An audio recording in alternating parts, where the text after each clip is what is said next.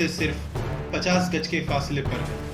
हमारी तादाद ना के बराबर है और हम जबरदस्त गोलाबारी से घिरे हैं, लेकिन मैं 1 इंच भी पीछे नहीं हटूंगा जब तक हमारे पास आखिरी गोली और आखिरी फौजी है। ये था आखिरी संदेश जो हेडक्वार्टर्स को मिला। आज हम आपको कश्मीर के उस नायक की वीर गाथा सुनाने जा रहे हैं जिसकी रगों में बहादुरी दौड़ती थी और दिल में देशभक्ति कूट कूट कर भरी थी। जी हाँ, आज हम बात करने जा रहे हैं देश के पहले परमवीर चक्र विजेता मेजर सोमनाथ शर्मा की, जिन्होंने अपने शौर्य के पराक्रम से 1947 में दुश्मनों को मुंह तोड़ जवाब देते हुए उन्हें पीछे खदेड़ दिया।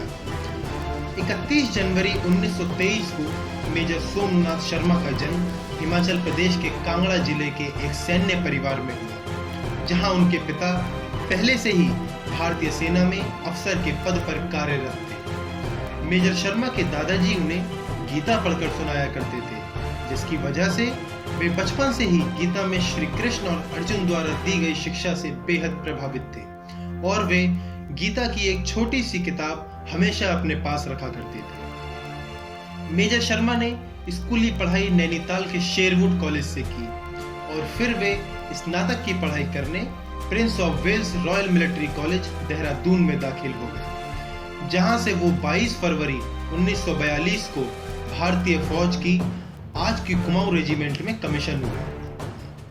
1947 में पाकिस्तान ने कश्मीर को भारत से अलग करने के लिए भारत पर अटैक किया। 26 अक्टूबर 1947 को भारतीय सेना की 4th बटालियन की डी कंपनी को श्रीनगर आने का आदेश मिला, जिसका नेतृत्व मेजर सोमनाथ शर्मा कर रहे थे। उस वक्त मेजर शर्मा का बायां हाथ फ्रैक्चर हो रखा था, जिसकी वजह से उनके साथियों ने अनेकों बार मना किया, लेकिन फिर भी वे नहीं माने और अपने साथियों का हौसला बढ़ाने के लिए फ्रंट पर उनके साथ चले गए। देश की महक अब मेरे कपड़ों में आने लगी है, अब तो मेरी धड़कन भी जय हिंद गाने लगी है। श्रीनगर पहुंचते ही मेजर शर्मा को बड़गाम सेक्टर में नॉर्थ की तरफ से होने वाली घुसपैठ को रोकने का आदेश मिला और 3 कंपनियों को बड़गाम सेक्टर में डिप्लॉय किया गया। दिन के 2 बजे तक कोई हलचल ना होने की वजह से 2 कंपनियों को वापस श्रीनगर बुलाने का आदेश मिला, लेकिन डी कंपनी जो मेजर शर्मा के अंडर थी उसे 3 बजे तक बड़गाम में ही रुकने का आदेश था, ताकि अगर कोई भी हलचल होती है तो वो अपने हेडक्वार्टर्स को आगाह कर सके। लगभग 2:30 बजे मेजर शर्मा की कंपनी को गुलमार्ग से बड़गाम की ओर कुछ हलचल दिखाई दी और देखते ही देखते 700 से 800 आतंकियों ने उनकी कंपनी को 3 तरफ से घेर लिया और हैवी फायरिंग स्टार्ट कर दी, जिसमें मोर्टार फायरिंग भी शामिल थी। हमला इतना खतरनाक था कि डी कंपनी को संभलने का मौका भी नहीं मिला और कई सारे वीर गति को प्राप्त हो गए। लेकिन इसके बावजूद मेजर शर्मा जानते थे कि अगर वे पीछे हट गए तो श्रीनगर का एयरपोर्ट इनके कब्जे में आ जाएगा और कश्मीर खतरे में पड़ जाएगा। इसलिए उन्होंने अपने साथियों को उत्साहित किया और उनमें इतना जोश भर दिया कि सबने वहीं रुककर दुश्मनों का सामना करने का फैसला किया।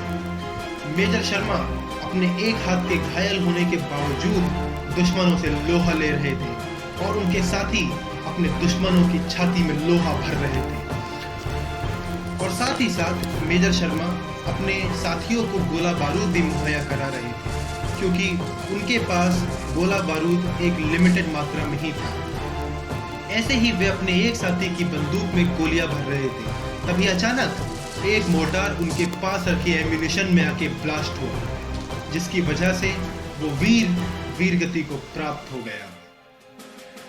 तू शहीद हुआ तो ना जाने कैसे तेरी माँ सोई होगी, तू शहीद हुआ तो ना जाने कैसे तेरी माँ सोई होगी, लेकिन एक बात तो तय है, तुझे लगने वाली गोली भी 100 बार रोई होगी, 100 बार रोई होगी। इस मुठभेड़ में मेजर शर्मा समेत एक जेसीओ और 20 अन्य जवानों की शहादत हुई, लेकिन इन भारत माता के वीर सपूतों ने 200 से ज्यादा दुश्मनों को मौत के घाट उतार दिया और हमारे कश्मीर को दुश्मनों के हाथ जाने से बचाया।